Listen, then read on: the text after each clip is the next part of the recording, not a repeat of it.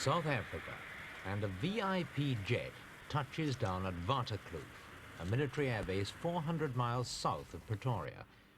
The choice of Waterkloof, rather than a well-known airport, was made on security grounds and displayed a certain anxiety on the part of the South African government about the personal safety of their visitor, President Hastings Banda of Malawi, the first black head of state ever to pay an official visit to South Africa.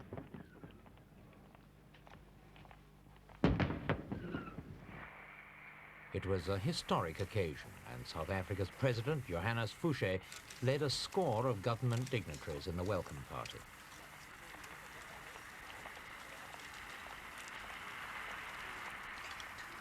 The red carpet treatment was a dramatic contrast to President Banda'S last visit 50 years earlier, when he'd arrived as a penniless labourer to work in South Africa's gold mine.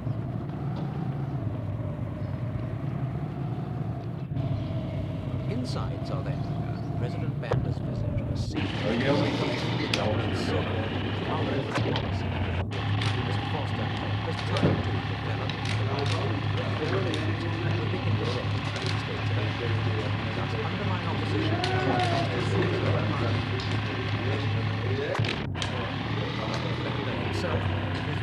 United States, believing that economic models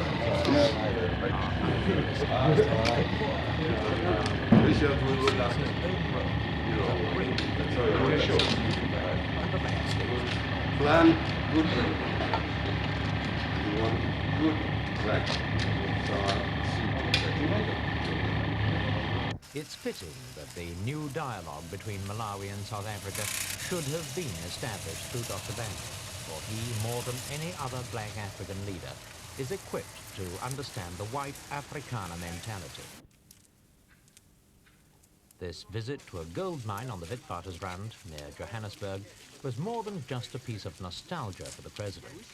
It was here, in the little town of Delmore Station, that he spent 8 years as a miner in the 1920s. But those who came with it was here, too, that he learned his politics at a time when the forces of white Afrikaner because you missed the real story. You have the scoop, haven't you? You call it a scoop in your profession. Yes, Mbazi. I'm not jealous at all, Your Excellency. I'm glad of that. Because I have met you. Thank you the very gold mines are a key factor in the developing relations between the two countries because they give work to some 90,000 emigrant Malawians who cannot find jobs at home and much of whose earnings are sent back to their families. The miners couldn't have shown their loyalty to their president more clearly. Songa, where are you? Songa, come on. Good.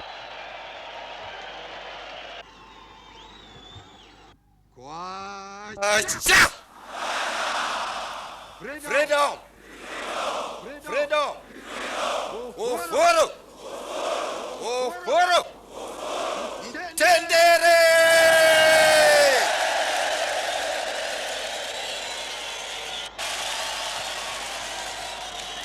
Then over there behind me, you know. While Dr. Banda shouts about freedom, the leaders of other black states point to townships like this on the South African Rand, typical of many on the fringes of South Africa's large cities. Here, immigrant miners, be they Malawians, Zambians, Zimbabweans, or whatever, live in simple huts, often without electricity or running water. Militant Africans say conditions like these can only be changed by overthrowing the apartheid system and giving equal rights to South Africa's black population. Even so, the fact remains that many of the workers who live in them can earn enough to ensure a far better economic future than they could ever have hoped for back home.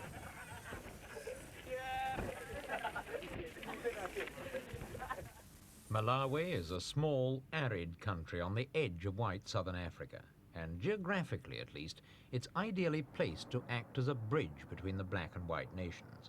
It's a role Dr. Banda has encouraged ever since he came to power, often in the teeth of strong condemnation from his East African neighbours.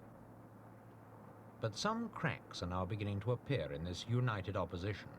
One of his severest critics, Dr. Obote of Uganda, has gone, and several other African leaders have now begun trading, surreptitiously, with South Africa.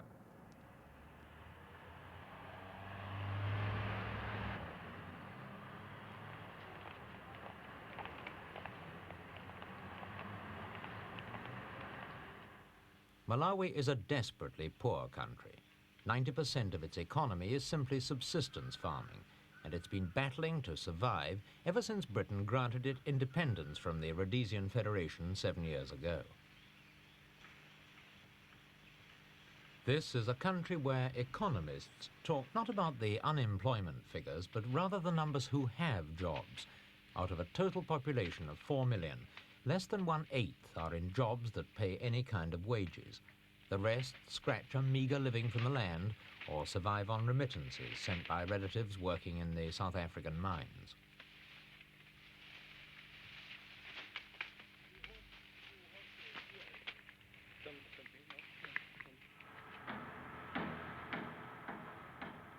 Malawi was spawned in the flood of black states in the 60s, and it's since learnt better than most that there's more to real independence than mere political control. Just to survive economically, Dr. Banda has had to rely almost totally on the skills and management of Europeans who remained behind at the end of the colonial and federation eras. His common sense has led him to approach Africanization cautiously. Unlike his East African neighbours, he's steered clear of wholesale nationalization, preferring to achieve local participation through the purchase of large slices of profitable businesses, but leaving control with the white owners, so that they keep their expertise and their capital inside Malawi.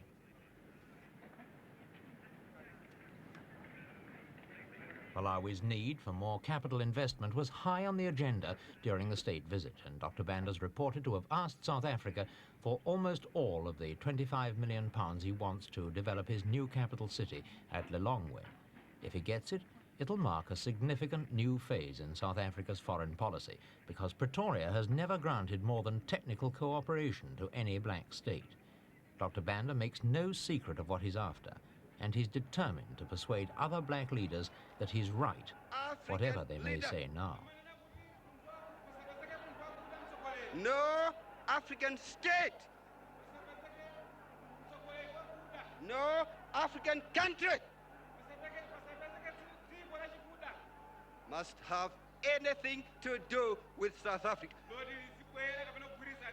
anything to do with Rhodesia, anything to do with Mozambique or Portugal through Mozambique.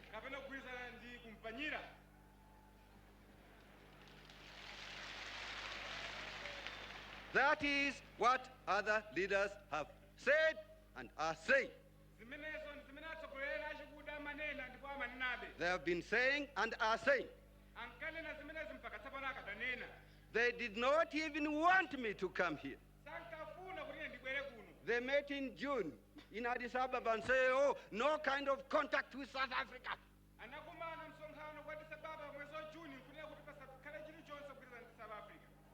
I defied everybody.